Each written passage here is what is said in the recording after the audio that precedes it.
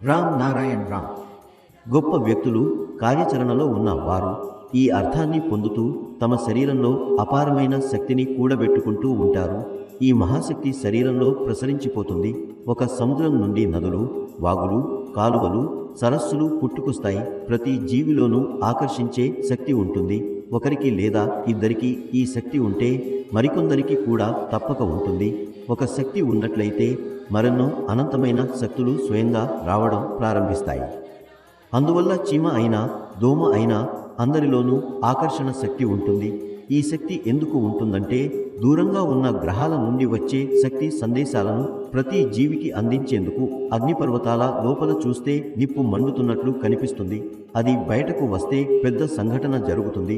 సూర్యుడిలో కూడా ఇలాంటి నిప్పు మండుతూనే ఉంది. ఒకరోజు మీరు చూస్తారు, సూర్యుడు ముక్కలుగా చీలిపోయి చల్లారిపోయాడు. ఈ మండుతున్న నిప్పు నుండే భూమి ఏర్పడింది. భూమి కూడా ఒకప్పుడు మరిగిపోతూ ఉండేది. మానవుని లోపల కూడా ఇలాంటి నిప్పు ఉంది. భూమికి అనేక పొరలు ఉన్నాయి. భూమిపై ఎక్కడైనా వేడి ఉంటుంది, ఎక్కడైనా చలిగా ఉంటుంది.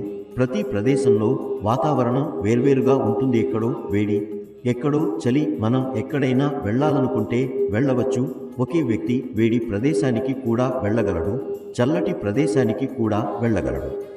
మనలో జ్ఞానశక్తి ఉంది. జ్ఞానశక్తి ఉన్నప్పుడు దానికి ఎలాంటి అంతం ఉండదు.